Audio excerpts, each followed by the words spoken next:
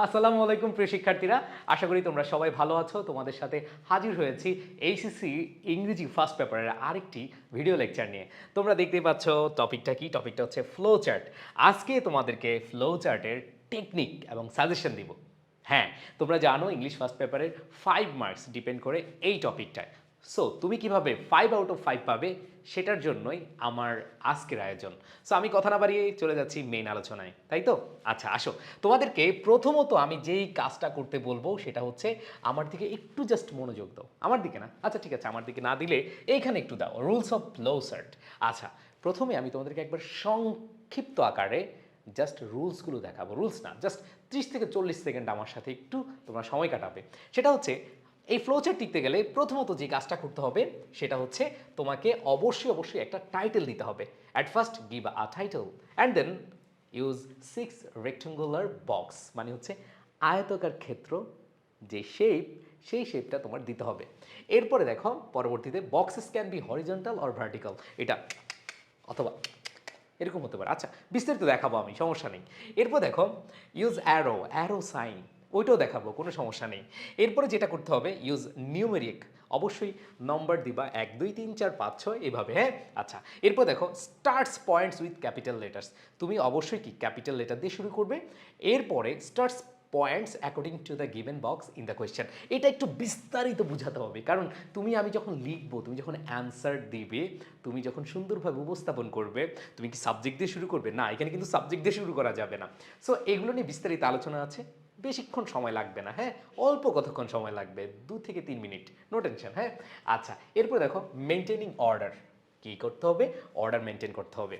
এরপরে আমরা একটু দেখি বিস্তারিত। ইয়াস, প্রথমেই বলেছিলাম টাইটেল দিতে হবে। টাইটেল দেওয়া একেবারে ইজি। কিভাবে? তোমার যে কোয়েশ্চেনটা দেওয়া থাকবে সেইখানে দেখবা টাইটেলটা লিখাই আছে। শোয়িংয়ের পরে যে লেখাটা থাকবে এখানে বসিয়ে দিবে, শেষ। এখানে a flow chart is given below, এটা তোমার জাস্ট মাথায় রাখলেই হবে।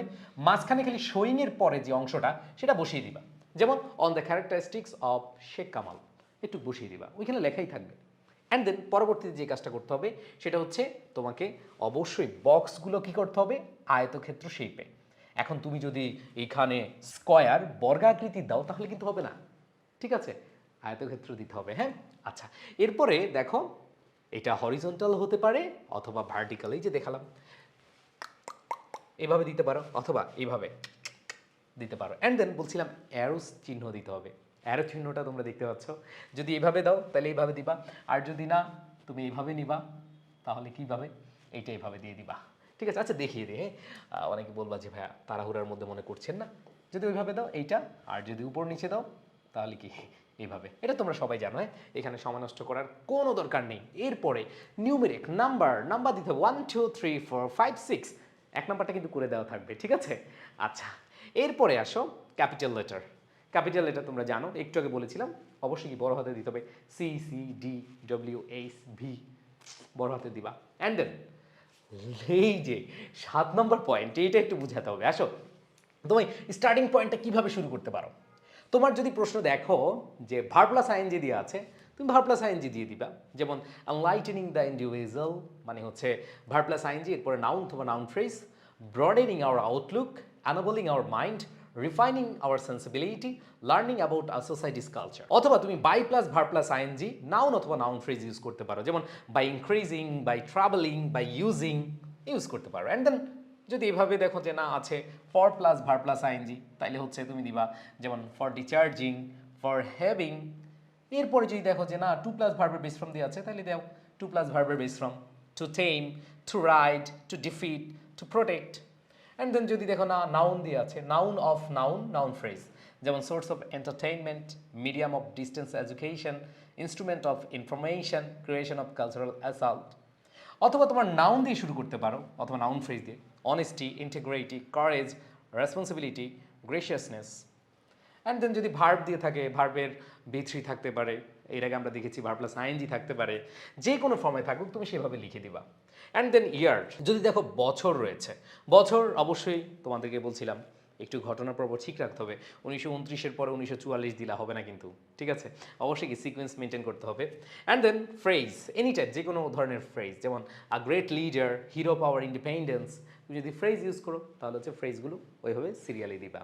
আচ্ছা, এই কথাগুলো বলার উদ্দেশ্য হচ্ছে তোমরা যখন লিখবা যাতে করে তোমাদের উপস্থাপনটা অনেক সুন্দর হয় এবং তোমাকে ফুল মার্কস দেয়। এই কথাগুলো এই জন্য আমি একটু বলছি। অনেকে বলবে ভাইয়া আমি তো এগুলো জানি। হ্যাঁ তুমি জানো, জাস্ট মনে করে দিচ্ছি। বেশি সময় নিব না, আর 1-1.5 মিনিট নিব, এরপর সাজেশন দিয়ে শেষ করে দিব, ঠিক আছে? এরপর দেখো ঘটনা প্রবাহ, মেইনটেইন অর্ডার। মানে হচ্ছে এই যে আমাদের বাংলাদেশের যে প্রতিষ্ঠা কিভাবে হয়েছে, অবশ্যই কিছু ঘটনা আছে তাই না? 1947 সালে দেশ বিভাগ, 1952 সালের ভাষা আন্দোলন, 1954 সালের কি যুক্তফ্রন্ট, 1958 সালের মার্শাল ল, 1962 সালের এডুকেশন মুভমেন্ট, 1966 সালের 6 দফা আন্দোলন, 1968 সালের আগরতলা ষড়যন্ত্র মামলা, 1969 সালের ম্যাস আপরাইজিং, 1970 সালের ইলেকশন অফ 1970 মানে 70-এর নির্বাচন, এবং 1971 সালে লিবারেশন আয়ার, তাই না? আচ্ছা, সো এই বিষয়গুলো ঘটনা প্রবাহ ঠিক রাখতে হবে। And then try to write point precisely avoiding article adverb এগুলো একটু কম ইউজ করলে বেটার। যেমন being credited with miracles, could supposedly come dangerous animal, make the dangerous animal docile, usually depicted in parts or scroll painting, seen as riding a pair's fought crocodiles. So এখানে আসলে আমরা articles অথবা adverb এগুলো কি করবো, avoid করবো। And then avoid punctuation, অবশ্যই এখানে ফুল স্টপ, কমা, সেমিকলন এগুলা কোনোভাবে দিবা না। অনেকে ভাববে ও শেষ হয়ে গেছে তো তাহলে একটা কি মেরে দিই, একটা ফুল স্টপ ইউজ করে দিই, না তাহলে হবে না কিন্তু। আচ্ছা, এই বিষয়গুলো জাস্ট ঠান্ডা মাথায় মনে রাখতে হবে, আর কিছুই না। এরপরে তোমাদেরকে জাস্ট একটু দেখাই যে একটা তোমাদের যে টেক্সট বুক রয়েছে সেখান থেকে একটা প্যাসেজ দেওয়া আছে। এখানে প্যাসেজটা তোমরা দেখেছো, the famous Greek philosopher Aristotle said man is by nature a social animal. তো এখানে বলেছে flow chart showing different characteristics of man is given value. So টাইটেলটা কীভাবে লিখতে হয় তোমাদেরকে অলরেডি বলে দিয়েছি, a flow chart showing different characteristics of man is given below. তো একটা দেওয়া আছে বিং সোশ্যাল বাই নেচার। এরপরে তুমি দেখবা যে কোন কোন জায়গায় তোমার আসলে মানুষের যে ক্যারেক্টারিস্টিক্স সেটা দেওয়া আছে। সো আমি তোমাদেরকে একটু দেখাই, আমি তোমাদেরকে ক্লিয়ার করে দিচ্ছি। এখানে মানুষের কম্পেনিয়নশিপ চায়। মানুষ কি চায়? অবশ্যই মানুষ তার বন্ধুত্ব চায়, সঙ্গ চায়, ঠিক আছে? মানুষ হচ্ছে সেগুলো হচ্ছে রিলেশনশিপে নিয়ে যেতে চায়। অবশ্যই মানুষ সেটা কি রিলেশনশিপে চায়। দেখো আমরা যে মানুষ, আমরা স্বাভাবিকভাবে আমরা সোশ্যাল হতে চাই, তাই না? এরপর এটা দেওয়া আছে, এরপরে হচ্ছে আমরা কোম্পানি খুঁজি, মানে আমরা আমাদের বন্ধুত্ব খুঁজি, আমরা রিলেশনশিপে যাই, তাদের সাথে সম্পর্ক করি। এই যে রিলেশনশিপ কেন ডেভেলপমেন্ট করি?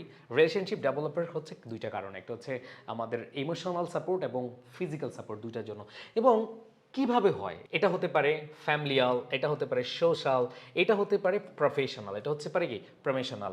আর এছাড়াও আমরা হচ্ছে মানুষের বাইরেও আমরা আমাদের যে নেচার সেটা হচ্ছে আমরা অ্যানিমালস, পশু পাখির সাথেও আমাদের কি সম্পর্ক থাকে।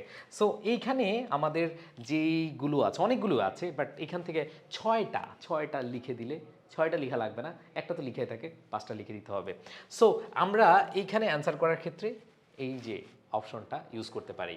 ওকে, অ্যান্ড দেন আমরা চলে যাব লাস্ট সাজেশনে। সো এই সাজেশন পার্টটা কেমন ইম্পর্টেন্ট? হ্যাঁ, খুবই খুবই ইম্পর্টেন্ট, ইনশাল্লাহ এখান থেকে কমন পড়বে। সো আমি কিন্তু প্রত্যেকটার কি দিয়েছি, এখানে প্রশ্নটা দিয়েছি, অ্যান্ড দেন অ্যান্সার হচ্ছে এখান থেকে শুরু, এবং প্রত্যেকটা এইভাবে দেখো তোমরা সবাই যে এখানে ক্যারেক্টারিস্টিক্স অফ ড্রিম, তারপর হচ্ছে টেকিং জাঙ্ক ফুড, এদের effect, adolescence girls in Bangladesh, তারপর হচ্ছে challenges of adolescence, cyber bullying, তারপর হচ্ছে কোয়ালিটিজ অফ জেরি, তারপর হচ্ছে activities of Sheikh Kamal, experiences of a street child, importance of education, তারপর হচ্ছে ক্যারেক্টারিস্টিক্স অফ আ ম্যান, তারপর হচ্ছে the traits of strange man, তারপর হচ্ছে the features of ecotourism, the major characteristics of adolescence, তারপরে এইখানে কালীসুন্দর গার্লস। এইখানে টেক্সট বুক থেকে যেগুলো মোস্ট ইম্পর্টেন্ট সেগুলো পিডিএফে দেওয়া হয়েছে। আশা করি তোমরা এখান থেকে যদি প্র্যাকটিস করো ইনশাল্লাহ কমন পড়ে যাবে, আর তোমরা যদি ভালো করো সেটাই আমাদের সার্থকতা। আর আরেকটা কথা তোমাদের মনে করিয়ে দিতে চাই, তোমরা অনেকেই স্বপ্ন দেখো ঢাকা বিশ্ববিদ্যালয় সহ অন্যান্য পাবলিক বিশ্ববিদ্যালয়ে ভর্তি হবার। সো ঢাকা বিশ্ববিদ্যালয় সহ অন্যান্য পাবলিক বিশ্ববিদ্যালয়ে ভর্তি হওয়ার জন্য তোমার এইচএসসি থেকে যদি ভালো একটা নলেজ গ্যাদার করা থাকে তাহলে কিন্তু তোমার চান্স পাওয়া একেবারে ইজি। তোমাদেরকে একটু মনে করিয়ে দিতে চাই আরেকটা কথা, সেটা হচ্ছে ঢাকা বিশ্ববিদ্যালয়ে মাত্র 90% ফেল করে, মাত্র 90% ফেল করে। বুঝছো ব্যাপারটা? মানে বাকি 10% পাস করে। সো তুমি কি 10%-এর ভিতরে থাকবা নাকি 90%-এর ভিতরে থাকবা? সেটার জন্য এখন থেকে প্রস্তুতি নাও। তোমার প্রস্তুতিকে শানিত করতে আমাদের যে কোর্স রয়েছে এখনই ভর্তি হয়ে যেতে পারো 091010301 নাম্বারে। সবার জন্য শুভকামনা, সবার প্রতি দোয়া রইল। আল্লাহ হাফেজ, আসসালামু আলাইকুম।